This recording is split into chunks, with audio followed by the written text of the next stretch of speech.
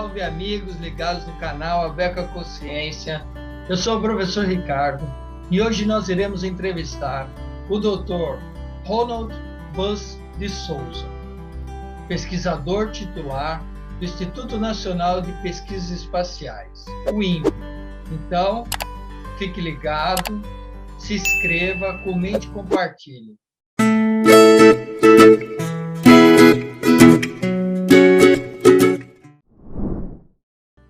Salve, amigos ligados no canal Abeco Consciência. Estamos de volta hoje para entrevistar o Dr. Ronald Buzz. Tudo bem, Ronald?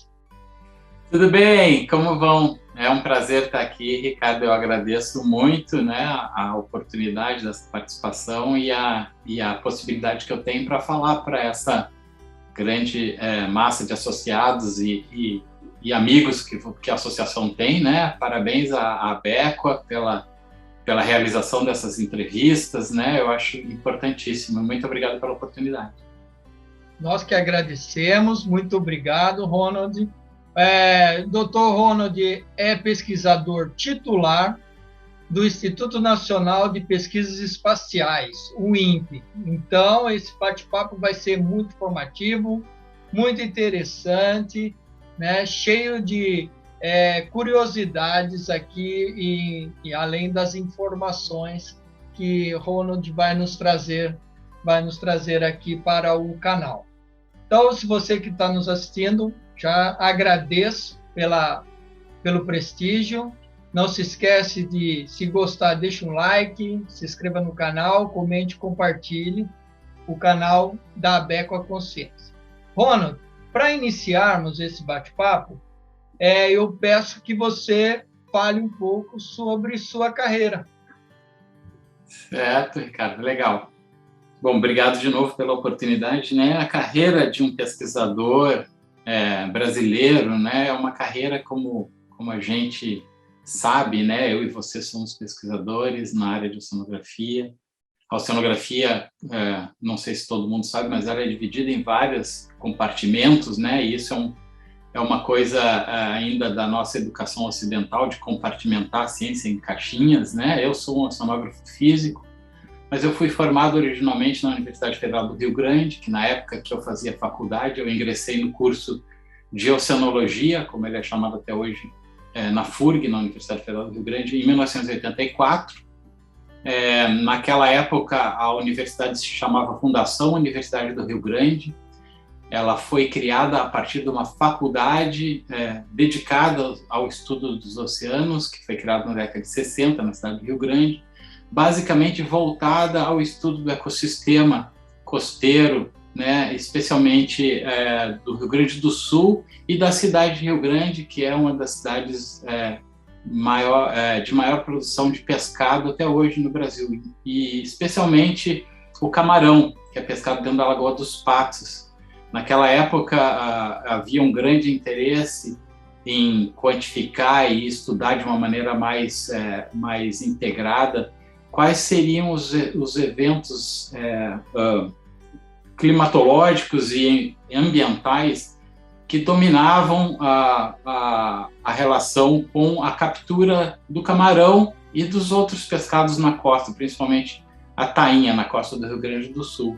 Então, a comunidade acadêmica ligada às ciências do mar lá era muito direcionada à parte biológica, especialmente, e isso é uma coisa que a FURG tem até hoje, a parte de oceanografia pesqueira.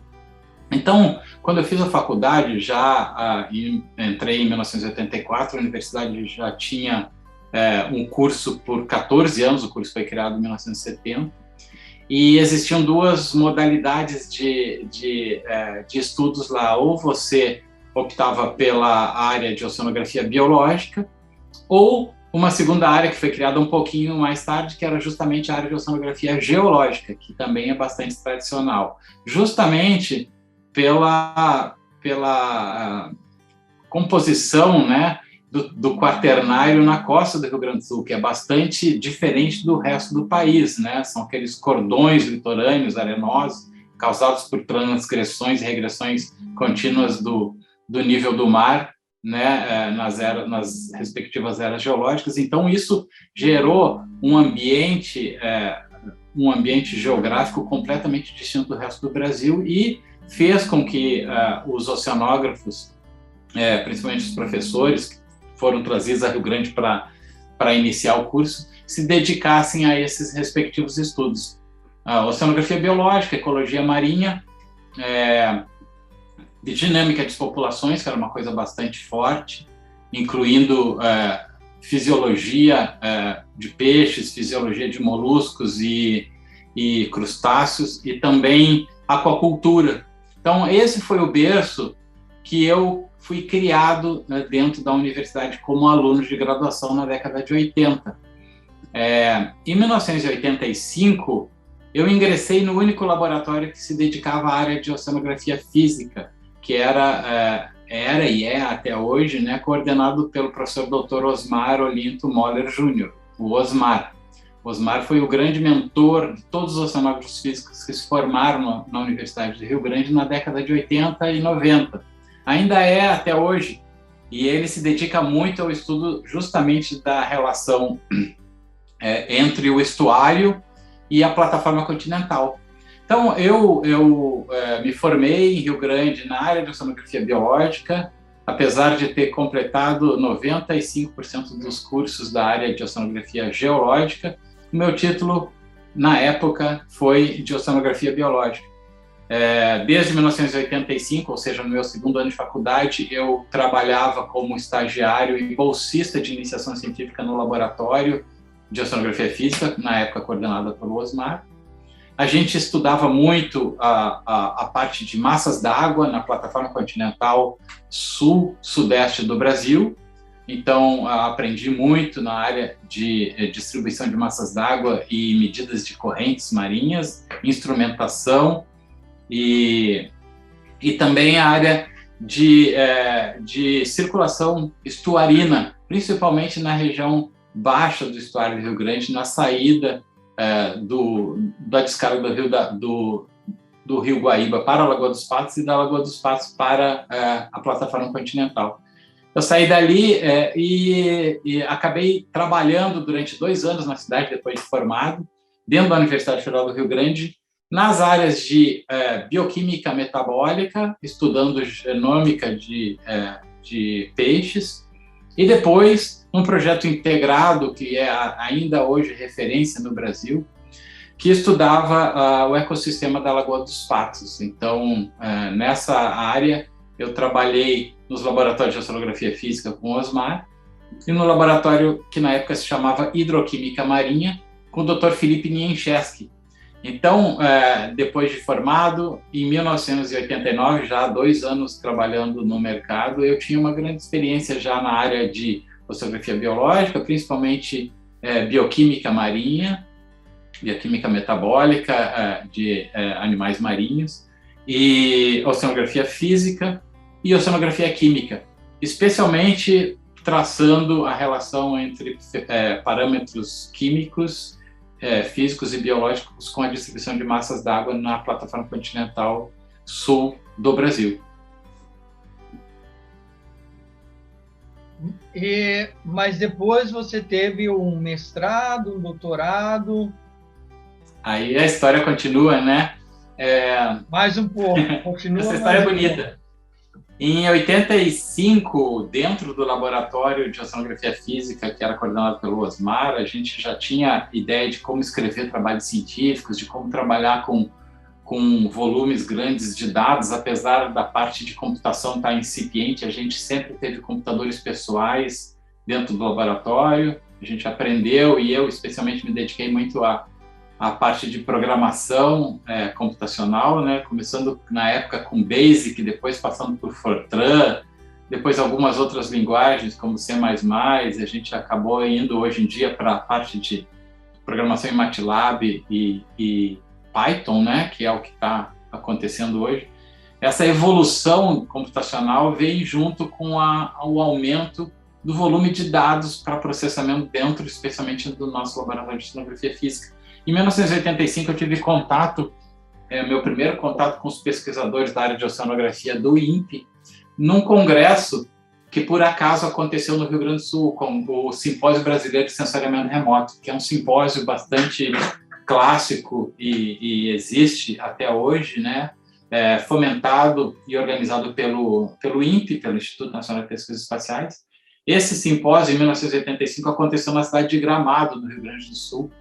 Então, o Osmar, como coordenador do laboratório, levou alguns dos seus alunos para participar desse simpósio e conhecer os trabalhos que estavam acontecendo na área de oceanografia por satélites. E naquela época, o interesse principal da FURG na área de oceanografia por satélites era justamente a distribuição de temperatura da superfície do mar, que é um parâmetro, uma variável bastante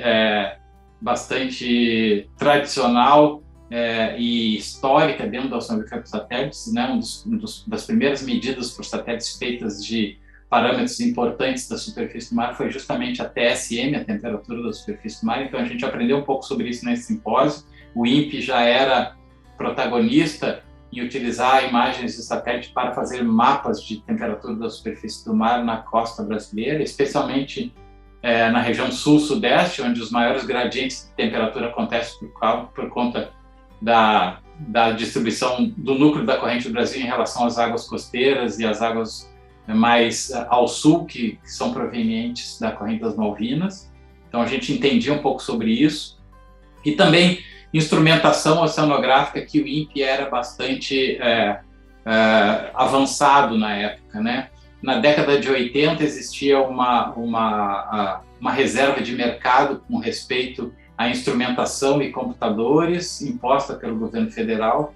Então, o Instituto Nacional de Pesquisas Espaciais, na época, se dedicava muito a criar seus próprios instrumentos, integrar instrumentos, e a gente, já em 1985, nesse simpósio, teve a chance de ver com os próprios olhos, né, as primeiras boias de deriva que o INPE produzia localmente no Brasil para serem empregadas no Programa Antártico Brasileiro, que tinha iniciado ainda na década de 80, alguns anos atrás. Então, eu tive chance, nesse simpósio, em 1985, de conhecer o projeto que na época era chamado Medição da Corrente Antártica, liderado por um pesquisador do INPE, que futuramente virou meu orientador de mestrado, o Dr. Merritt Stevenson.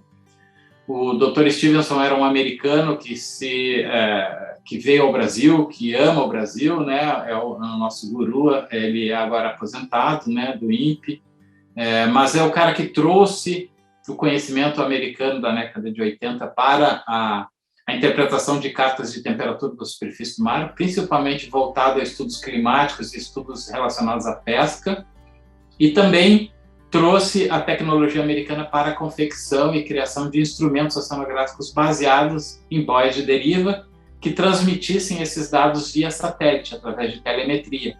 Então, a gente, a partir da década de 80, teve a capacidade local no Brasil, através do INPE, de estudar correntes marinhas utilizando instrumentos à deriva que se comunicavam com satélites. Isso me impressionou muito, e já nesse mesmo ano de 1985, no final do ano, eu consegui o meu primeiro estágio, que na época ainda era remunerado, com carteira assinada, aqui no Instituto Nacional de Pesquisas Espaciais, e vim para cá nas minhas férias para trabalhar com o Dr. Stevenson. Então, a partir de 85, todas as minhas férias de julho e no final do ano, principalmente entre os meses de janeiro e fevereiro, eu vinha ao INPE voluntariamente trabalhar com o Dr. Stevenson dentro desses projetos ligados ao Programa Antártico Brasileiro, que na época ele coordenava, como eu falei, o projeto Medição da Corrente Antártica.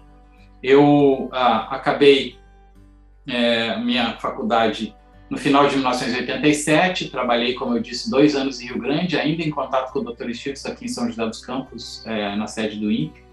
E no final do ano de 1989, eu vim ao INPE como bolsista da FAPESP, da Fundação do Estado, né, da Fundação de Amparo à Pesquisa do Estado de São Paulo, fomentado pelo Dr. Stevenson num projeto dele para trabalhar com boias de deriva.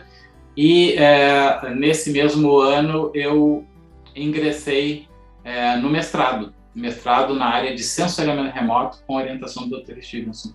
Dentro do mestrado eu desenvolvi uma dissertação que ainda é referência até hoje, que utilizou uma boia de deriva na região norte da Península Antártica, entre a Ilha do Rei Jorge e a Ilha Elefante, no Oceano Austral, que era palco principal de atuação dos navios brasileiros na Antártica, na época o navio Barão de Tefé.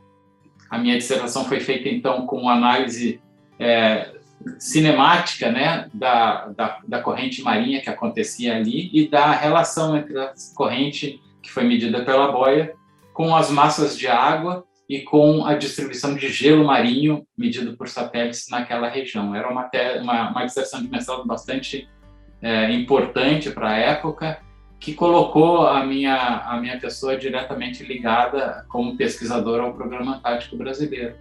Eu terminei a dissertação em setembro de 92, passei a trabalhar no INPE como bolsista de pesquisa dentro do programa RAI, na época, que chamava Recursos Humanos em Áreas Estratégicas, fomentado pelo CNPq, dentro ainda do Programa Antártico Brasileiro. Trabalhei 1 ano e meio dentro desse programa, acabei indo trabalhar, e isso é um assunto também que a gente pode conversar mais tarde. Trabalhei numa empresa ligada à área de monitoramento ambiental, de ambientes terrestres, com a bagagem que eu aprendi durante o curso de sensoriamento remoto, que é muito ligado à área de observação da Terra para ambientes terrestres aqui no INPE até hoje. E depois disso, em 1995, eu ingressei no meu doutorado, utilizando uma bolsa brasileira do CNPq, na área de oceanografia por satélites na Universidade de Southampton, no Reino Unido. Nesse ano de 95, eu ingressei com muito orgulho nesse curso, que é ainda hoje um dos mais importantes na área de oceanografia por satélites do mundo. Na época, fui orientado pelo Dr. pelo Dr. Ian Robinson, que é um dos primeiros cientistas mundiais que trabalhou na área de oceanografia por satélites, principalmente ligado às áreas de temperatura da superfície do mar e cor do mar. Ele tinha um livro que chamava Satellite Oceanography, que foi o guia principal de todos os oceanógrafos por satélites criados na década de 80 e 90, quando a oceanografia por satélites realmente passou a ser uma ferramenta fundamental para qualquer oceanógrafo, que é até hoje, né? E eu fiquei lá em Southampton, fiz o meu curso entre 1995 e 2000. Depois disso, trabalhei ainda na Inglaterra, numa outra empresa ligada à área de sensoriamento remoto durante 1 ano e meio. Fui bolsista, né, pesquisador de pós-doutorado no Departamento de Geografia na Universidade de Southampton, já com meu PhD. Trabalhei na área de hidrografia, utilizando modelos hidrológicos. Na área de hidrologia, trabalhei com modelos hidrológicos que levavam em consideração mudanças do clima, né, através de modelagem numérica. E eu trouxe toda essa bagagem de volta ao Brasil e acabei entrando no INPE como servidor em 2004, a partir de um concurso público justamente para a área de sensoriamento remoto. Então, desde 2004, eu progredi na carreira aqui dentro do Instituto. Trabalhei, na época, na divisão de sensoriamento remoto, depois fui removido ao Centro Regional Sul de Pesquisas Espaciais do INPE, que fica em Santa Maria. Fui coordenador do projeto Antártico do INPE naquele centro regional durante 10 anos. E, durante esse tempo, coordenei e ainda coordeno alguns projetos dentro do Programa Antártico Brasileiro, ligados à área de oceanografia por satélites, e hoje, especialmente, importante para a gente na área de interação oceano-atmosfera. Tá? E a gente vai falar um pouco desses projetos, Ronald. Antes de avançarmos, deu uma boa explanação aí dessa carreira que não é longa, não é linear, né? Ela tem todas a sua, né? E a importância de adquirir conhecimento, e hoje está aí transmitindo esse conhecimento e auxiliando na formação de recursos humanos. Isso é muito importante, né? Essa atuação que você vem fazendo. Mas antes de avançarmos, eu gostaria que você lembrasse de algumas pessoas, professores, pesquisadores, que influenciaram a sua carreira positivamente. né? Então, algumas só. Obviamente, não vai dar para colocar todo mundo, né? Senão teríamos que fazer um programa especial, mas só a nível de curadoria da memória científica, né? Lembrarmos de algumas pessoas que foram muito importantes nas áreas onde nós atuamos. Isso é importante, é uma pergunta super relevante, Ricardo. Eu agradeço. Eu acho que a ciência é feita por pessoas, né? A gente pode ter satélites, instrumentos, mas sem o conhecimento, sem a motivação das pessoas, a gente não avança, especialmente no Brasil, onde as condições são bastante precárias em relação ao primeiro mundo.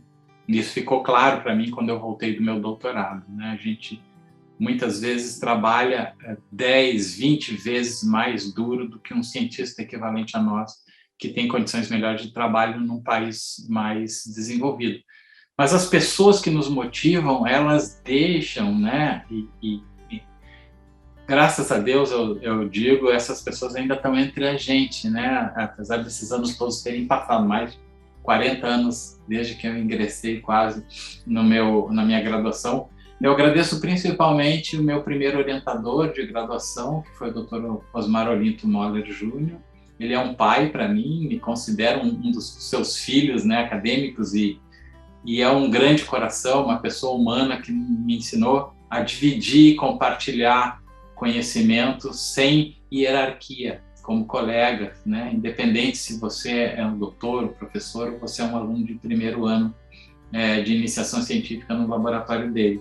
E eu tento tratar os meus alunos da mesma forma. Eu aprendi e acho que isso me contribuiu muito para eu ser a pessoa que eu sou hoje do ponto de vista profissional e humano. A segunda pessoa que eu agradeço é justamente meu orientador de mestrado, o Dr. Merritt Stevenson, um americano que ensinou que as coisas da ciência não são locais. A ciência é universal, né? E o conhecimento trazido de fora é importantíssimo. Então, ele me ajudou a construir o meu caminho para um doutorado fora do Brasil, né? E apesar dele ser americano, é uma das pessoas que me incentivou muito a batalhar para ir para a Inglaterra, que era o meu sonho de infância até. Eu imaginava, quando eu era criança, que eu trabalharia no mar, assim como eu consegui realizar, né? Mas desde criança eu imaginava que eu queria conhecer o mar e o oceano profundo, e queria ir para a Inglaterra, que é a terra, né? A terra dos piratas, dos corsários, dos grandes almirantes, das batalhas navais. Isso cativou muito a minha fantasia de criança e a minha concepção de adulto já, né? Quando eu ingressei no doutorado na Inglaterra, eu imaginei e construí isso, né? Que um doutorado, que a gente chama lá fora de Doctor of Philosophy, não é só você estudar a área específica de ciência que você escolhe, mas você entendeu onde você está e a história daquele país. A história daquele país é muito rica e me ensinou muita coisa. A minha terceira grande referência é justamente o meu orientador de doutorado, que é o Dr. Ian Robinson, uma pessoa humilde, muito inteligente, perspicaz e amiga, que mostrou também que todas as coisas que eu aprendi aqui no Brasil, né, na realidade, são o berço do conhecimento científico que os ingleses levam, né, na história da ciência que eles têm, que é tão rica. Eles compartilham, eles dividem, eles brincam, né? O inglês, ao contrário da tradição do que se pensa, né, não é uma pessoa fria, é justamente um latino que fala uma língua diferente, né? Eu tenho grandes amigos lá e essas três primeiras referências são importantíssimas porque me dirigiram para a área científica que eu atuo hoje. Todos esses cientistas oceanógrafos trabalham com processos ligados à instrumentação, à oceanografia por satélites e a processos de interação na oceano-atmosfera, que são a base do meu conhecimento hoje e é uma das áreas que estão sendo bastante fomentadas no Instituto Nacional de Pesquisas Espaciais hoje em dia. Como outros contribuintes para a minha formação, eu já citei aqui o Dr. Felipe Minches, que é oceanógrafo químico da FURG. Eu tenho o Dr. Levi, que é um uruguaio, foi meu professor de graduação na área de bioquímica metabólica, mas depois foi meu orientador na época de especialização, quando eu tive uma bolsa recém-formado na FURG, em 1988 até 89. Me ensinou basicamente os conceitos principais da pesquisa científica do ponto de vista de metodologias e fundamentação teórica, como você deve conduzir uma pesquisa fundamental na literatura científica para embasar o que você coloca como hipóteses, né? Eu aprendi muito com o Levi. Alguns outros professores do curso, tanto na FURG quanto no INPE e na Universidade de Southampton, eu não vou citar aqui, mas também foram bastante importantes, não só na área de oceanografia física ou na área de interação oceano-atmosfera, mas também nas outras áreas, principalmente na área de oceanografia biológica, que é uma paixão que eu tenho até hoje, né? Eu trabalho, às vezes, com a parte de oceanografia biológica, tentando linkar, tentando relacionar a variabilidade ambiental marinha com parâmetros biológicos, por exemplo, captura por unidade de estoque de peixes, distribuição e biomassa de peixes, ovos e larvas. Eu tenho algumas publicações nessa área. Migração de animais marinhos em calhes. No final do ano passado, a gente teve 2 trabalhos publicados relacionando variabilidade ambiental, atmosférica e oceânica com encalhes de animais marinhos na Ilha Comprida, aqui no litoral sul de São Paulo. Legal. Então, legal não, né? Mas, enfim. Ronald, eu acho importante, eu acho legal juntar essas áreas todas, né? E mostrar que a oceanografia é maior do que aquela quadradinho compartimentado que a gente, muitas vezes, tende a ficar preso, né? Isso é verdade, né? A gente tem que ter essa multidisciplinaridade, bem colocado. Mas você tem algumas áreas principais de atuação, né? Então, quais seriam as suas áreas principais de atuação? Obviamente, sensoriamento remoto, oceanografia por satélite, né?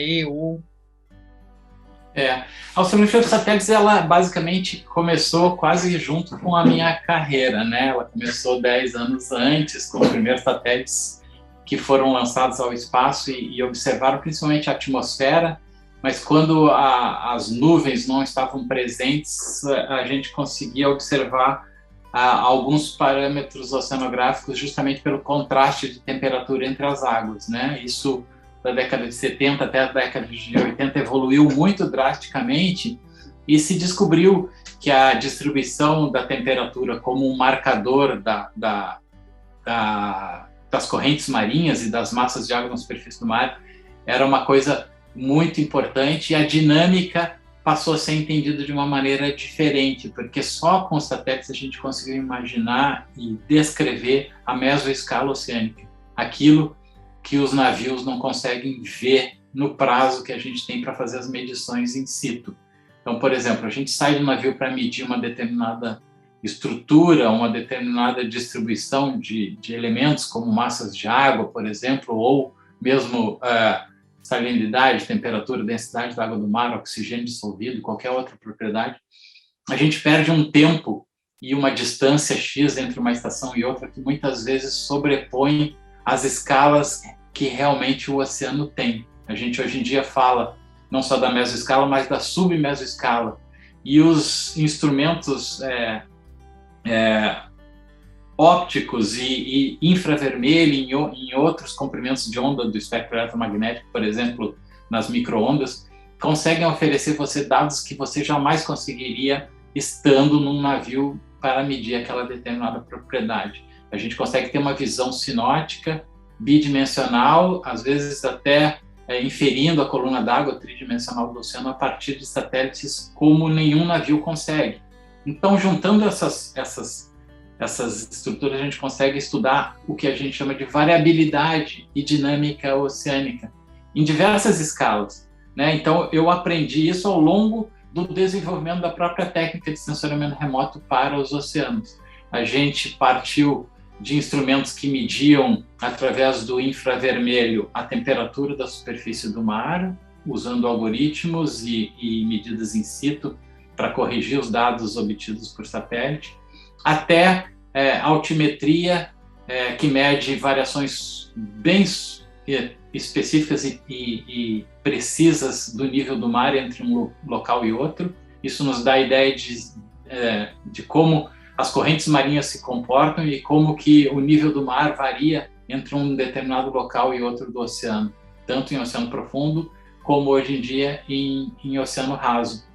A gente também hoje em dia trabalha com radar para estudar fenômenos superficiais e o vento que atua acima da superfície do mar. Então, a gente tem medidas hoje que são importantíssimas para a previsão numérica de tempo, que são baseadas em instrumentos oceanográficos, em satélites, como escaterômetros, que medem a partir de uma relação inversa da rugosidade da superfície do mar, o vento acima daquela superfície. E, portanto, a gente tem mapas diários e globais da distribuição de vento no oceano, uma coisa que era impossível de fazer com estações meteorológicas tradicionais como a gente tem na Terra.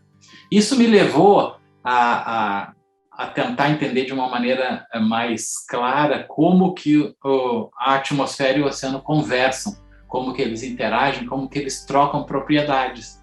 Então, a oceanografia tradicional e a oceanografia por satélite, toda essa gama de instrumentos que a gente tem e métodos de transformar aquele dado numa informação viável, me fez entender de uma maneira mais clara que o oceano atua em escalas de tempo e espaço que não são exatamente a escala climática, que é a mais estudada, especialmente utilizando modelagem numérica, mas escalas que dependem do tempo atmosférico, do tempo meteorológico. Então, entre poucos dias, o oceano pode mudar completamente, né? A gente nota isso com as ressacas através do aumento das ondas, cada vez que passa uma frente fria no litoral sul-sudeste do Brasil, até a Bahia, né? Pois é, aqui nós tivemos aí alguns eventos bem extremos, né? Com ondas passando de 4 metros de altura em alguns determinados pontos. Aqui foi até reportagem de vários jornais aqui sobre o Banco de Santo Antônio, à frente da Baía de Todos os Santos, na desembocadura da Baía de Todos os Santos, relatos aí de ondas de quase 18 pés, né? Então, tem coisa. Eu percebo também, Ronald, que a tua área ela tem uma área de aplicabilidade muito direta, né? Então, obviamente, esse é um dos papéis do INPE, né? Até transformar esse conhecimento para disponibilizá-los para a sociedade de uma forma quase que direta, né? Então, e eu vi também que você levanta alguns pontos que são importantes aqui para esse bate-papo no canal, né? Então, você fala de recursos hídricos, você fala da atuação na Antártica, né, no Oceano Austral, e aí você cita o projeto ProAntar, que foi falado aqui já no canal pelo professor Moacir, da Universidade Federal de Pernambuco, o MOA, mas você também tem muita história aí para contar, bem como do programa Pirata, né? Além que seriam 2 programas aí de boias de deriva e monitoramento por sistemas flutuantes, navios do oceano, que é o Pirata e o Sincosta. Então, são 2 projetos que você tem muita relação e intimidade com esses programas. E também você fala da modelagem numérica, que é incorporada aos dados de satélite, ou enviados e recebidos pelos satélites, e que essa modelagem ela tem uma capacidade de processar centenas de milhares de megabytes e transformar isso em coisas mais acessíveis. Por exemplo, imagens, aquelas setas que se movimentam de um lado para o outro, dando direcionamento de correntes, de vento, enfim, da temperatura superficial dos oceanos. Antes de falarmos disso, Ronald, de uma maneira bem sucinta, você está há muito tempo no INPE. Você foi um dos impulsionadores, talvez eu possa colocar dessa forma, do INPE de Santa Maria, que é aí uma base, um núcleo avançado do original Instituto de Pesquisas que fica sediado em São Paulo, né? Então, houve um núcleo que foi criado no Rio Grande do Sul, em Santa Maria, e você participou, foi coordenador, se eu não estiver enganado, mas você já coordenou aquele instituto de lá. Conte um pouco, resumidamente, dessa importância do Instituto Nacional de Pesquisas Espaciais para o Brasil, né? Estrategicamente, obviamente, né? Conhecer o território olhando de cima do espaço já é muito estratégico. Mas, assim, de quem está aí atuando nas diferentes áreas, principalmente na área oceanográfica, nós temos a Amazônia Azul, né, que é a nossa faixa territorial do mar, que é amplamente, com amplo potencial de recursos naturais, biodiversidade, recursos minerais, petróleo, gás, entre tantos outros recursos que favorece o Brasil a dar um passo para o desenvolvimento sustentável da sua população e nos mantermos como um país autônomo, né? Mas, enfim. Bom, muita coisa, né?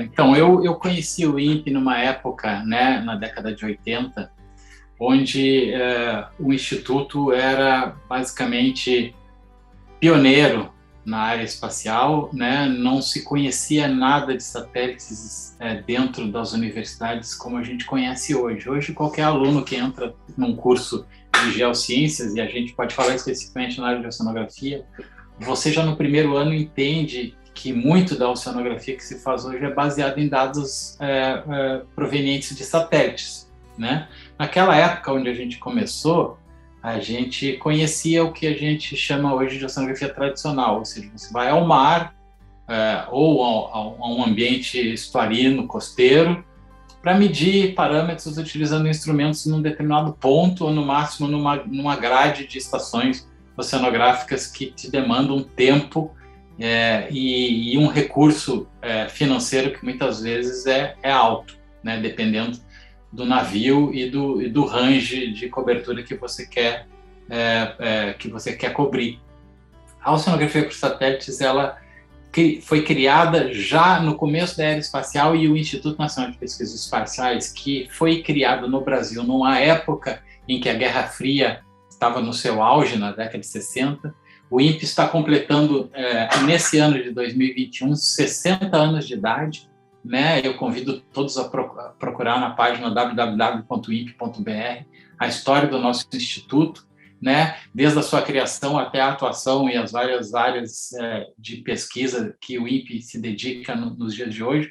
Mas naquela época existiam duas grandes vertentes de estudos que o Brasil entendeu como primordiais para o desenvolvimento nacional e que são consideradas como tal até hoje.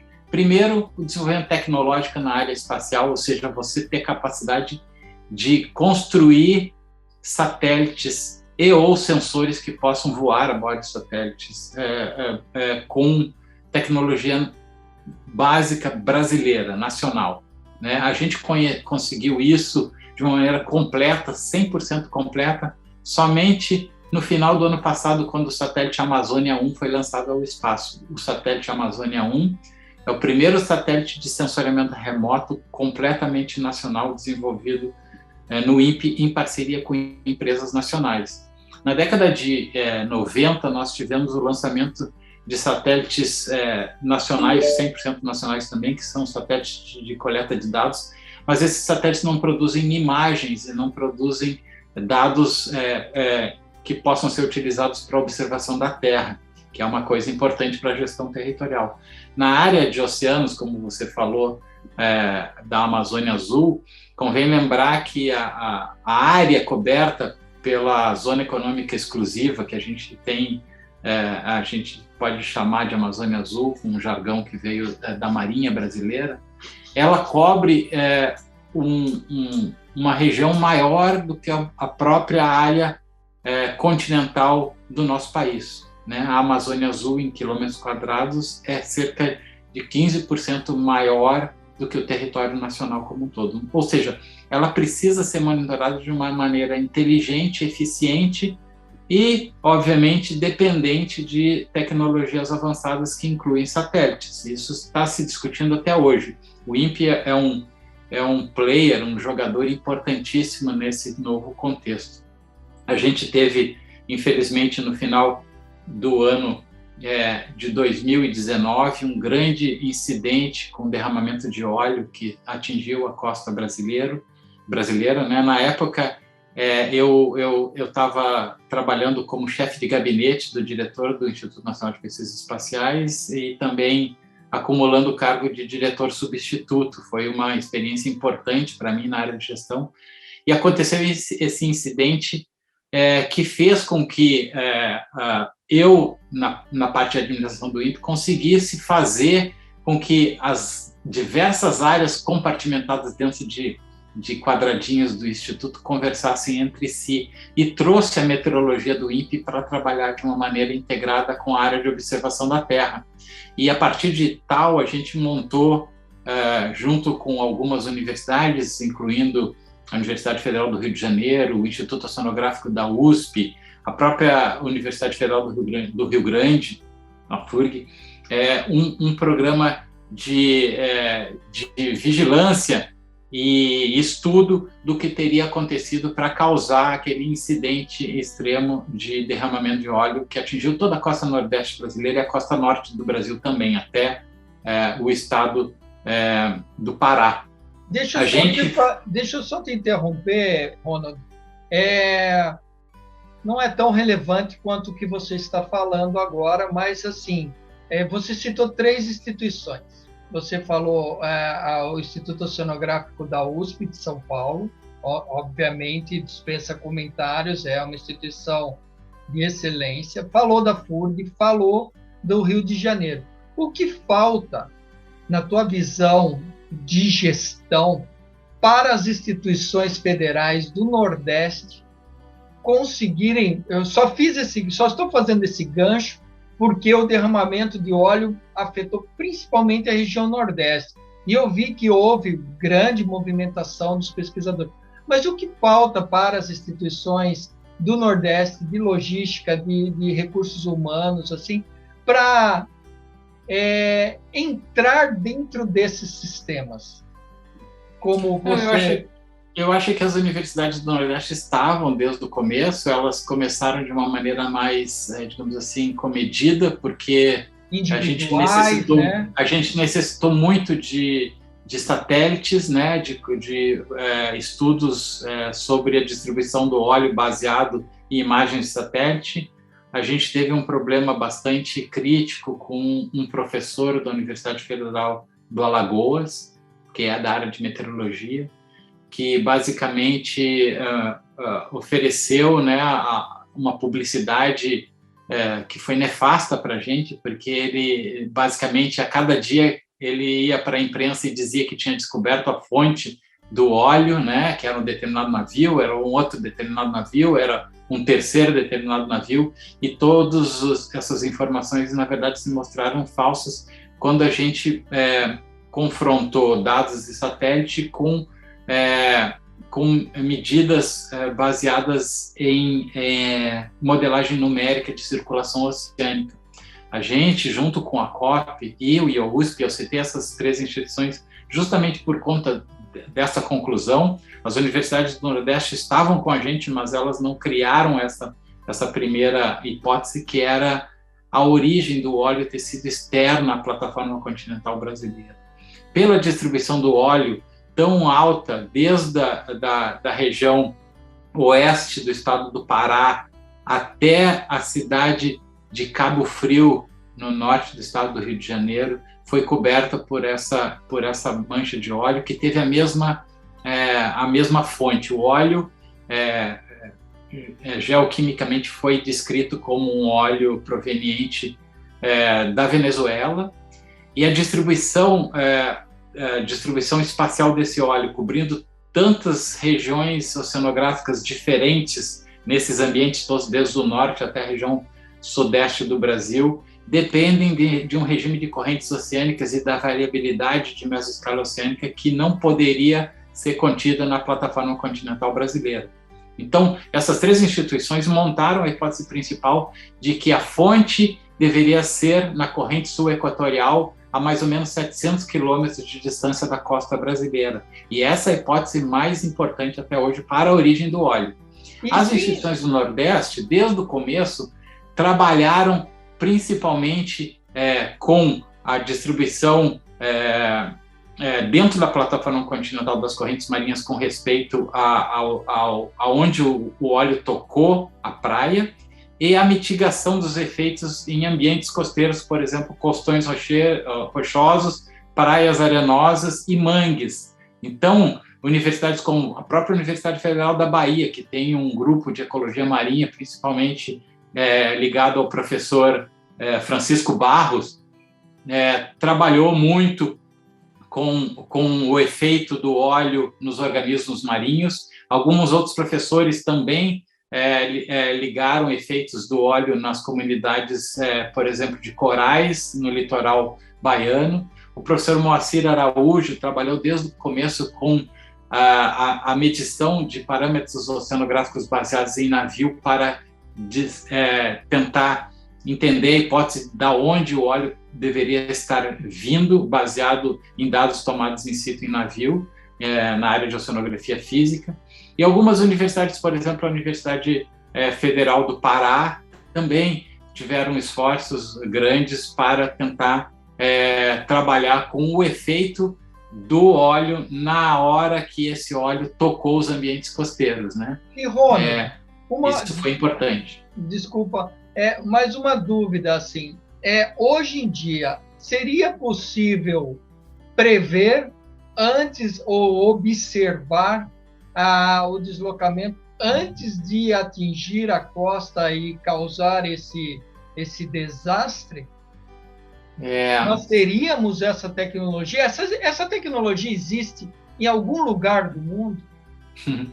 Eu tenho um livro que depois eu posso mostrar para vocês, que eu editei no ano de 2005, logo que eu voltei do doutorado e fui assumir o cargo de pesquisador no INPE.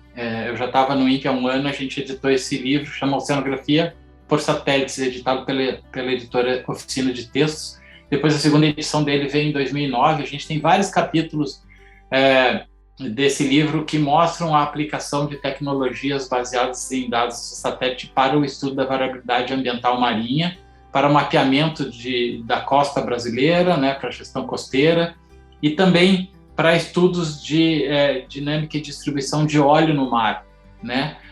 O óleo no mar ele é facilmente detectado a partir de imagens de radar. Desde a década de 90 se faz isso no mundo, né? E esse capítulo que está no livro que eu editei é bastante ilustrativo e didático quanto às tecnologias empregadas para você detectar óleo no mar a partir de satélites.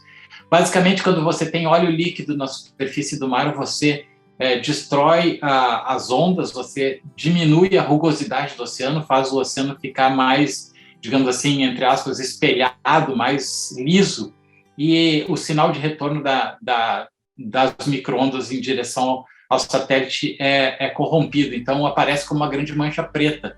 Então ele é bastante fácil de ser discernido. O problema desse específico incidente que aconteceu na costa do Brasil é que esse óleo é mais denso do que o óleo líquido. Ele se transportou pelas correntes marinhas em subsuperfície na forma de piche, na forma semiplástica. Então, ele não foi detectado na superfície do mar porque ele não mudou a rugosidade do oceano. Quando ele chegou na costa, e ele continua chegando na costa através de ressuspensão do fundo oceânico, e provavelmente porque ainda está preso em estruturas de mesoscala que estão no oceano profundo, na quebra de plataforma continental, volta e meia ele vai voltar a atingir a costa brasileira, como aconteceu agora no estado do Rio de Janeiro há pouco tempo, há cerca de 3 semanas atrás. Então, é um problema recorrente e a gente não tem, nem no Brasil e nem no mundo, um sistema que consiga detectar o óleo que está submerso, que está sendo transportado abaixo da superfície do mar, né? Nem através de radar e nem através de observações visuais. Então, é uma situação bastante complexa. Para você entender a dinâmica da distribuição desse óleo a partir das correntes oceânicas, você consegue fazer através de modelagem reversa de correntes marinhas, conhecendo, obviamente, o ponto de contato dele com a terra, com a costa.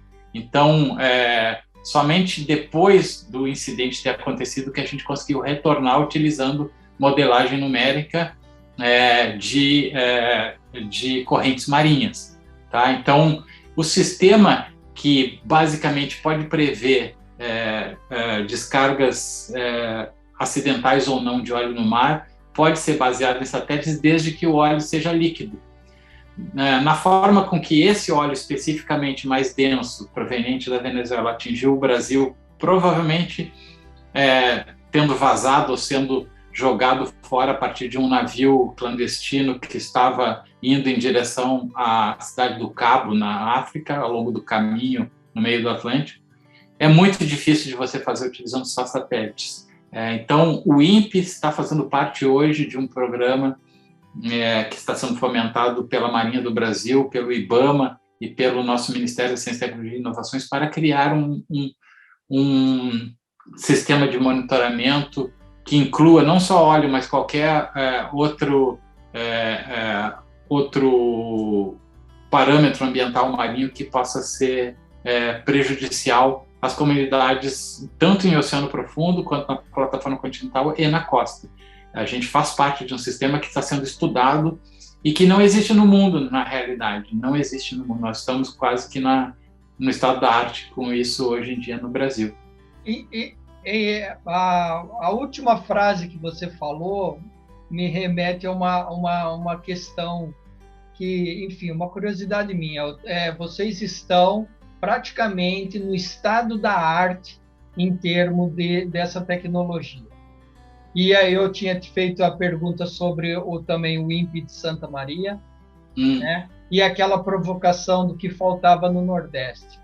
Não seria, você uma vez que foi gestor, trabalha nessa gestão do INPE aí há mais de uma década, não seria interessante um instituto, nós teríamos essa envergadura para ter um instituto tipo o INPE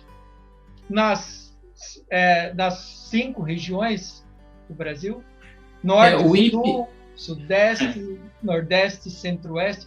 Porque eu vejo que, como você, quando começou, lá no começo do nosso bate-papo, você falou que foi fazer estágio no INPE, teve um orientador que foi trazido dos Estados Unidos e que trouxe com ele toda aquela bagagem, passou para você, e hoje você vai...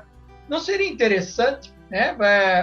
Assim, o papel das universidades federais, ela tem esse papel, né? Então, eu estou na Bahia, mas eu não nasci na Bahia. Então, eu fui acumulando conhecimento, metodologias, enfim, e hoje eu troco essas informações aqui na Bahia. Mas não seria interessante o Instituto Nacional ganhar mais corpo e atuar nas diferentes regiões, numa região costeira, né, ou numa região, por exemplo, no Nordeste? Os objetivos do INPE seriam diferentes da região Centro-Oeste, que é muito mais agrícola, que tem uma relação muito estreita com queimadas, com a climatologia, né, com a meteorologia, a questão de seca, chuva, alísios, enfim, né, e já na região Nordeste estaria atendendo outro tipo de demanda. Você já refletiu sobre isso, Ronald? O que você acha dessa... O INPE é um breve histórico, né? Criado na década de 60, ele teve uma sede que fica na cidade de São José dos Campos. Nós vivemos hoje em São José dos Campos, na sede do INPE, num terreno que foi cedido pela Força Aérea Brasileira, pela Aeronáutica, para o Programa Espacial Brasileiro na década de 60 e hoje em dia pertence ao Ministério da Ciência, Tecnologia e Inovações. Ele faz divisa com o Centro Tecnológico de Aeronáutica, o CTA, que é um centro de pesquisas de excelência da Força Aérea Brasileira, que é mais antigo do que o INPE.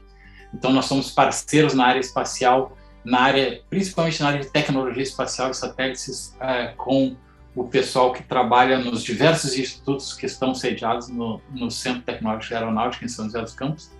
Logo em seguida, o INPE criou um segundo campus, que é onde eu trabalho hoje, especificamente na cidade de Cachoeira Paulista, que sediou na década de 90 o primeiro supercomputador da América Latina, que foi trazido para o Brasil para justamente melhorar a previsão do tempo. A previsão do tempo até a década de 90 no Brasil era feita a partir de dados baseados em estações meteorológicas tradicionais em terra e cartas desenhadas à mão, que a gente chama de cartas sinóticas, que mostram basicamente a distribuição das massas de ar e das frentes frias e dos fenômenos atmosféricos que acontecem nos vários níveis. A gente passou a trabalhar com previsão numérica baseada em modelos numéricos, né, que levam em consideração o estado atual da atmosfera para prever o estado futuro. E o grande X da questão que existe até hoje era que a velocidade de cômputo, né, a velocidade de cálculo das equações que regem o movimento das massas de ar e outros, como a termodinâmica da atmosfera e dos oceanos, ela deve ser mais rápida do que a hora que esses fenômenos estão realmente acontecendo ou na atmosfera ou no oceano. O oceano é mais lento do que a atmosfera, mas quando você tem a passagem de uma frente fria que causa uma grande ressaca, por exemplo, você prevê que isso vai acontecer 2 ou 3 dias antes é um grande trunfo para você avisar, né? E a gente tem um serviço da Marinha que é o aviso aos navegantes para, por exemplo, a parte de agitação marítima e ressacas. E existem outros avisos, né, para o ambiente terrestre, por exemplo, para a agricultura, que você pode dar com o avanço desde que você tenha calculado aquela previsão antes dela realmente acontecer. Então, por isso que a gente trabalha com supercomputação desde a década de 90 no Instituto Nacional de Pesquisas Espaciais. A cidade de Cachoeira Paulista foi escolhida na época porque os supercomputadores eles passavam por uma audição internacional e nós éramos proibidos de ter um supercomputador numa cidade e num instituto que era vizinho da Força Aérea Brasileira, na época que a Força Aérea Brasileira estava construindo um veículo lançador de satélites que poderia, ao entendimento dos gestores internacionais, ser utilizado como um míssil balístico intercontinental. Então, nós fomos boicotados de ter um supercomputador para a parte de análise de previsão meteorológica na cidade de São José dos Campos. Então, o campus de Cachoeira Paulista cresceu com a meteorologia e aqui foi criado o Centro de Previsão do Tempo e Estudos Climáticos do INPE, o CPTEC, que existe até hoje. Depois da década de 90, alguns centros do INPE foram criados, especialmente eu nomino aqui um centro que a gente chamava o Centro Regional Sul de Pesquisas Espaciais, que fica em Santa Maria, no Rio Grande do Sul, que é onde eu trabalhei, eu voltarei nisso daqui a pouco, e um outro centro na cidade de Belém do Pará, que era chamado Centro Regional do Norte, né? O centro, na verdade, era chamado Centro Regional da Amazônia. Junto com a criação do INPE, na década de 60, um pouquinho mais tarde, a Força Aérea Brasileira nos ajudou a criar, na cidade de Natal, no Rio Grande do Norte, um centro do INPE, que era chamado até há pouco Centro Regional do Nordeste, na cidade de Natal, no Rio Grande do Norte. Ele era fortemente ligado à área de engenharia e tecnologia espacial, que era embarcado em foguetes da Força Aérea Brasileira lançados da Barreira do Inferno, uma estação de lançamento de foguetes instituída pela Força Aérea na década de 50, desde o final da Segunda Guerra Mundial, em colaboração com os Estados Unidos. Então, a história do INPE teve muito ligada, do ponto de vista espacial e tecnológico, ao desenvolvimento Espacial Brasileiro e a Força Aérea por conta dos foguetes e lançadores de satélite. Esses 3 centros regionais se somavam a mais um centro que o INPE tinha, que servia até agora há pouco somente para a recepção de imagens de satélite, que fica em Cuiabá, no Mato Grosso. Cuiabá é o centro geográfico do país, e lá, desde a década de 70, o INPE mantém antenas receptoras de imagens satélites que recobrem o território brasileiro como um todo. Então, esses 4 centros, eles até agora, até o ano de 2020, por incrível que pareça, trabalhavam quase que independente da missão geral do INPE, e tinham missões específicas que foram revisitadas na época que eu fui chefe de gabinete e diretor substituto. A nossa gestão conseguiu, por vários motivos, reorganizar o Instituto, e o INPE hoje conta com 4 coordenações espaciais, que são esses ex-centros regionais, espalhados nas cidades de Cuiabá, Belém do Pará, Santa Maria, no Rio Grande do Sul, e Natal, no Rio Grande do Norte.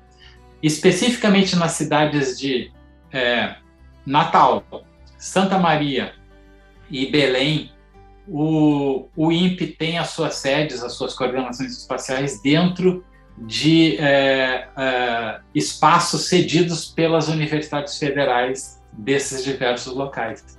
Em Santa Maria, a Universidade Federal de Santa Maria, que foi a primeira universidade do interior do Brasil, criada também na década de 60, nos cedeu um terreno bastante grande, que a gente utiliza hoje, um prédio grande também, com vários servidores. No Rio Grande do Norte, a mesma coisa, a gente tem uma área grande que fica vizinha à Universidade Federal do Rio Grande do Norte. E em Belém do Pará também. A gente trabalha...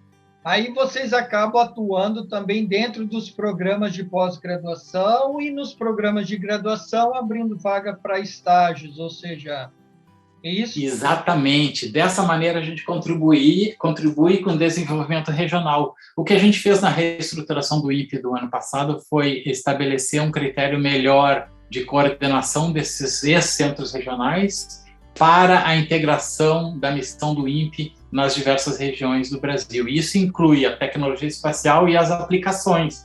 Então, por exemplo, na área que eu atuo, em Santa Maria, durante mais de 10 anos, eu trabalhei com o pessoal do curso de meteorologia. Lá em Santa Maria, a Universidade Federal tem curso de graduação, mestrado e doutorado em meteorologia. E eu atuei como professor desse programa de pós-graduação na área de interação oceano-atmosfera. E a gente, utilizando o Programa Antártico Brasileiro e outros programas, por exemplo, você citou o Pirata, o próprio SimCosta, que é o sistema de monitoramento da costa brasileira, baseado em boias, a gente utilizou a mão de obra de meteorologistas formados na Universidade Federal, nos cursos de mestrado e doutorado, para trabalhar nesses programas que têm, digamos assim, um apelo estratégico bastante grande e nacional. Então, a gente conseguiu levar, no meu caso, através da orientação de pessoas dentro da Universidade Federal de Santa Maria, digamos assim, o conhecimento que o INPE tem em gerir esses programas e mostrar, e hoje eu tenho alunos que já são professores, inclusive um dos alunos formados por mim é professor na Universidade Federal da Bahia, teu colega Luiz Felipe Mendonça, foi meu aluno de doutorado. Essas pessoas foram treinadas e estão distribuindo o conhecimento adquirido no INPE, através do INPE, nas diversas regiões do Brasil. As nossas coordenações regionais, separadas entre si geograficamente, mas unidas numa missão comum desde a reestruturação em 2020, estão oferecendo um papel importantíssimo nesse caso. É uma pena que o INPE, ao longo dos últimos 10 anos, tem sofrido cortes constantes e drásticos no seu orçamento. Então, vários programas estão sendo corrompidos por conta dessa falta de recursos financeiros, e a gente já há muitos e muitos anos não consegue repor o nosso pessoal, os pesquisadores, tecnologistas e pessoal de gestão que se aposentam ou saem do Instituto por outras razões. A gente teve uma mudança, né, no número de pesquisadores que chega a um corte de mais de 50% desde 2010 até hoje. Então, isso é basicamente insustentável. A gente está fazendo um trabalho hercúleo com muito pouca gente sem reposição de recursos humanos. Ao contrário das universidades que são autarquias federais, que têm a reposição de recursos humanos sempre que algum professor se aposenta ou sai da universidade, você tem essa reposição automática através de concurso público. O INPE não consegue fazer isso, né? E com a política dos últimos governos, não só do governo atual, mas desde de 2010, não existe reposição de recursos humanos no Instituto. Isso é uma coisa muito, muito triste, né? A própria área que eu trabalho com previsão numérica... Porque acaba que 10 anos é muito tempo, né? É uma geração aí que você forma desde da graduação até o doutorado. Se o cara for rápido, né? Ele vai em 10 anos, ele ganha toda essa expertise e fica aí um gap, né? Um gap. A gente está lutando muito e eu tento manter algumas pessoas, né? Eu tenho hoje 3 alunos de pós-doutorado que foram formados sob minha orientação dentro do Instituto Nacional de Pesquisas Espaciais, com bolsas de pesquisa que são bastante precárias, né, do ponto de vista social, e elas terminam, elas têm um prazo muito curto. Essas pessoas basicamente têm grande capacidade intelectual e acadêmica e não têm um futuro garantido, né? Não é que o INPE tem a obrigação de oferecer para eles emprego, mas basicamente a área de atuação deles não está sendo enxergada, digamos assim, na filosofia geral do funcionamento público federal como uma prioridade, né? Isso inclui a parte de previsão do tempo, né? A gente já está sem os computadores, né? O supercomputador nosso está sendo desligado, trocado por uma máquina temporária que é um cluster. Nós temos um déficit muito grande no estado da arte do próprio modelo numérico que é utilizado para a previsão do tempo no Brasil. E a saída que o INPE está construindo digamos assim, a parceria com outros órgãos do governo federal. Você deve ter visto, por exemplo, o caso da parceria que a gente está fazendo na área de meteorologia com o Sistema Nacional de Meteorologia, juntando esforços do Instituto Nacional de Meteorologia com o INPE e com o Sensipan, que é um órgão do Ministério da Defesa. A mesma coisa para previsão de queimadas e também para a parte de monitoramento do desmatamento da floresta amazônica e dos outros biomas. São programas estratégicos que são mantidos especificamente dentro do INPE, mas que estão sendo basicamente corrompidos por falta de recursos humanos e por falta de orçamento, infelizmente. E que é triste de se notar essa realidade, né? Porque nós temos muitos recursos humanos e que estão aí, muitas vezes, desempregados, né? E sem um direcionamento. Então, eu acredito que o papel do governo, de todos os governos, não só o federal, mas como o municipal, o estadual, e eu iria mais além, como eu já falei aqui outras vezes, acredito que grandes empresas que atuam no país, elas deveriam ter uma responsabilidade maior em programas, como que é o termo, não é programa de governo, é programa de Estado. Programas de Estado, né, para manter esses jovens. Por que eu falo isso, Ronald? Só lembrando que toda a descrição do professor Ronald vai estar aqui no vídeo, né, a atuação, o link para o currículo Lattes. Então, vocês que estão assistindo, estão gostando, facilmente vocês conseguem localizá-lo aí na internet, né, e entrar em contato com ele para tirar dúvidas, enfim, se colocar aí. Nós temos uma faixa das estatísticas que o YouTube nos dá, a gente tem uma faixa aqui que assiste o canal entre 17 e 26 anos, além de outras faixas, mas essa é uma faixa que eu gosto de citar porque é bem aquela, vai estar entrando na universidade, está saindo da universidade, está pegando aí talvez o primeiro mestrado ou o primeiro emprego.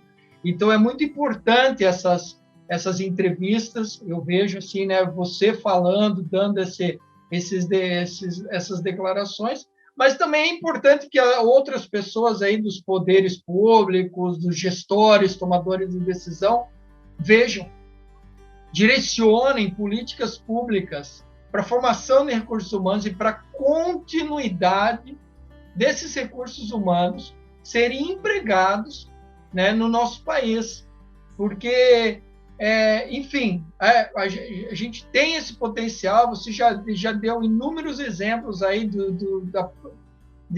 da proximidade com o estado da arte, das integrações entre instituições, centros de pesquisas, ministério, interministério, universidades, enfim, tudo está aí dentro dessa fala que você vem nos contando, mas que realmente esse investimento, ele enfim, é parte do imposto pago pelo cidadão.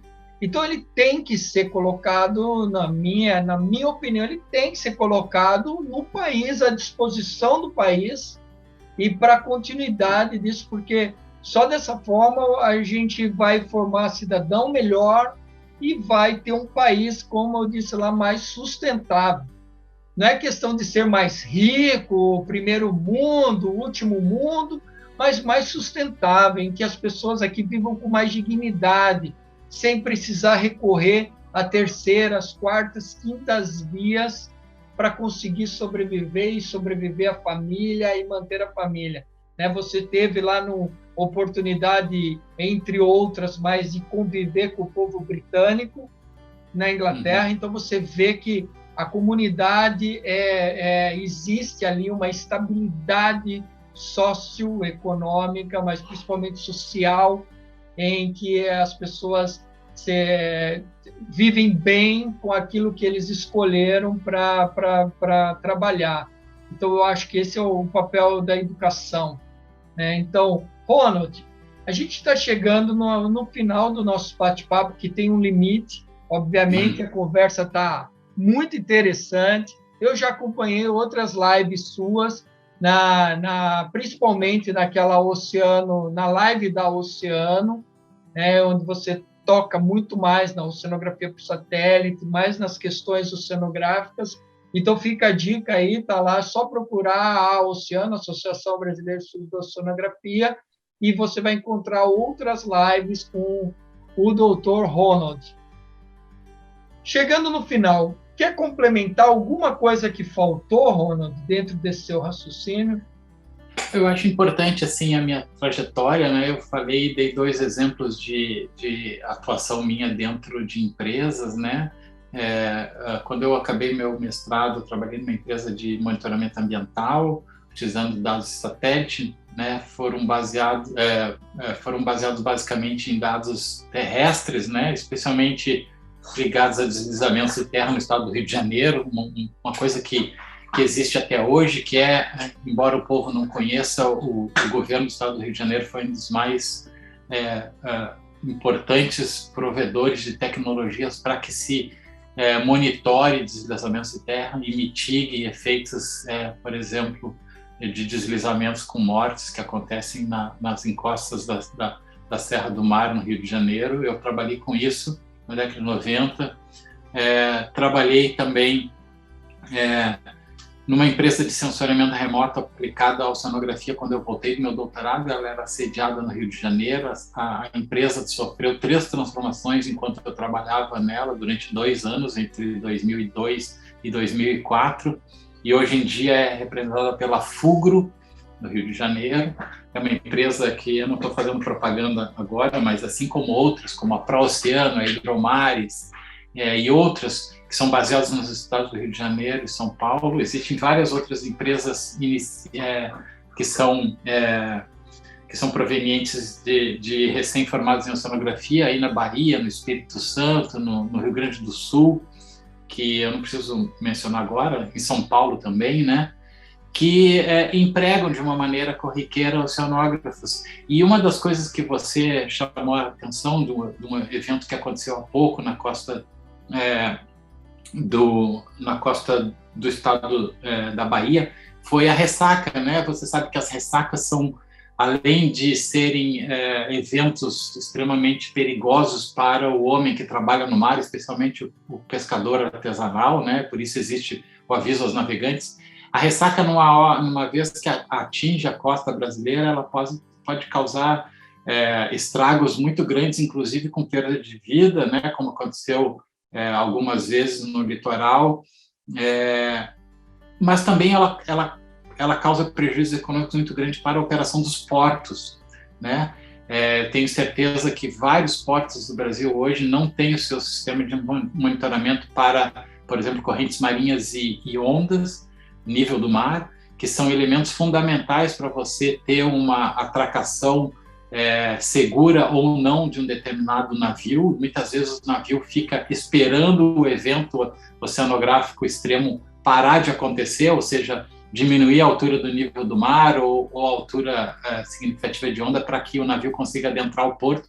E isso envolve milhões de dólares de prejuízo para o porto e para a operadora dos navios. Então, algumas empresas, e eu vou dar o exemplo aqui da Hidromares, para quem quiser procurar, uma empresa que tem sede em São Paulo e é liderada por uma oceanógrafa, colega nossa, ela está especializada em oferecer instrumentos e soluções para que a gente consiga monitorar e prever condições oceanográficas que levem a um eventual fechamento ou má operação de um sistema portuário. Então, isso envolve milhões de dólares e recursos na costa brasileira inteira, e muitos oceanógrafos que eu conheço estão sendo dirigidos e trabalhando nessa área. Então, é uma área promissora, assim como outras áreas de monitoramento ambiental marinho. Eu dei também um exemplo agora do desastre do óleo no mar, né? A gente vai ter consequências aí nefastas, não só para as populações marinhas, né? Para o ecossistema como um todo, a parte de fauna e flora, que são contaminados pelo óleo de uma maneira quase que perene por mais de 2 ou 3 gerações, e a segurança alimentar, que é uma coisa também que não se discute quando você tem poluição nas águas onde os organismos que a gente se alimenta vivem, né? Então, são coisas que, de uma maneira ou de outra, eu trabalhei diretamente ao longo da minha carreira. Eu acho que o oceanógrafo tem que estar de olhos abertos para todos os eventos que acontecem. A gente está falando de eventos na escala geológica muito pequena, né, Ricardo? Mas se você pensar em todas as mudanças que o planeta sofreu, a gente tem um outro evento aí que está acontecendo no Antropoceno, né, que é agora o aumento do nível do mar causado por mudanças climáticas, que talvez mude não só a geografia, mas a economia de vários países, especialmente o Brasil, que tem mais de 8.500 quilômetros de linha de mar. Então, daqui a 100 anos, quem sabe os nossos netos e bisnetos vão estar vivendo num país diferente, com uma dinâmica costeira, uma gestão costeira diferente. Nós temos que estar preparados para isso. E aí a gente junta a área de quaternário, né, de mudanças da linha de costa, de erosão costeira, de regimes de deposição e assoreamento, com os fenômenos que estão acontecendo nas escalas temporais do tempo meteorológico, por exemplo, as ressacas, até a escala climática, aumento do nível do mar. Eu acho que isso que o oceanógrafo tem que entender de uma maneira mais aberta, né? Não compartimentada. Exatamente. E aberta inclui todos os cientistas relacionados ao ambiente, à atmosfera, à criosfera, né? Hidrosfera, e também a litosfera. Ronald, para finalizarmos, qual a importância da ABECO para você e da década dos oceanos? Lembrando que ano que vem, 2022, nós teremos o 18º Congresso da ABECO, que ocorrerá em Porto Seguro, cujo tema é a década dos oceanos. Então, já deixo o convite, todas as informações serão vinculadas tanto aqui no canal ABECO a Consciência, como no site da associação, no Instagram e no Facebook. Então, eu deixo essas duas questões. Eu acho que a BECO é fundamental para a integração desses profissionais que atuam nas diversas áreas, não só na oceanografia geológica, na geologia costeira como per se, assim, mas nas outras áreas integradas. Eu dei um exemplo agora mesmo de interação oceano-terra, né, oceano-ambiente costeiro. Então, eu acredito que o Congresso, né, baseado no tema de Década dos Oceanos, possa trazer mais para o Brasil a ideia de que precisamos fazer alguma coisa antes que seja muito tarde, né? O nosso sistema econômico é baseado nas cidades costeiras, na dependência que essas cidades, muitas delas capitais de estado, têm com respeito ao mar ao longo dos nossos 500 anos de história, né, como país. Isso pode mudar drasticamente nos próximos 100 anos, não há dúvida de que as mudanças climáticas existem e estão imprimindo modificações que muitas vezes são vistas como eventos extremos, uma vez ou outra, né? Mas elas atuam lentamente e continuamente, né? O estado do Rio Grande do Sul, onde a gente tem os cordões litorâneos, são a prova fundamental. Você pega qualquer imagem de satélite e enxerga, né, os cordões litorâneos do Rio Grande do Sul, as lagunas costeiras do estado do Rio, e você vê que isso foi possível justamente pela transgressão oceânica. E agora, pela regressão do oceano, né? E agora, com a transgressão, com o aumento do nível do mar, nós teremos a modificação dessas linhas de praia, nós teremos modificação das rotas comerciais, nós teremos modificação dos insumos pesqueiros e costeiros que são utilizados na nossa economia, e tudo isso diz respeito a fenômenos de mudança no quaternário. A Década dos Oceanos, ela nos oferece 10 anos de pensamento contínuo, não só científico, mas de gestão, de como nós trataremos os problemas ligados à conexão entre o oceano profundo, a região costeira e o continente, né? Isso é importantíssimo para a gente. Eu tenho certeza que as nossas 13 universidades que formam oceanógrafos no Brasil vão atuar de uma maneira consistente e importante para treinar os nossos alunos que estão sendo formados ao longo desses próximos 10 anos para trabalhar, entender e ajudar o Brasil a mitigar esses efeitos das mudanças climáticas que estão acontecendo hoje. Então, é isso. Eu espero poder participar desse congresso no ano que vem. Ótimo. Esperamos você e todos aqui presentes no canal BECO Consciência em Porto Seguro. Ronald, para finalizarmos, eu já tenho que te agradecer novamente pela disponibilidade, pelo bate-papo sensacional, cheio de informações aí importantes, relevantes, gostei muito. Uma mensagem final. Bom, a mensagem final é que, apesar dos pesares, né, alguns problemas que a gente tem na área de ciência, na academia brasileira, que nós estamos vivendo hoje em dia, são passageiros. Mantenham o foco, estudem, trabalhem, né, dediquem-se como cidadãos para construir um país melhor. Eu acho que é isso que eu tentei e tento até hoje, né, dentro do Instituto, dentro da minha carreira. Não esqueçam das pessoas que te ajudaram, das pessoas que te empurraram, das pessoas que deram a mão e trilharam esse caminho com você. Assim você será uma pessoa melhor, eu acho. Seremos todos pessoas melhores. E o Brasil será um país que a gente merece, né? Um país melhor. Tá certo, então. Seguimos em frente, que a vida não espera. Tchau. Grande abraço. Tchau.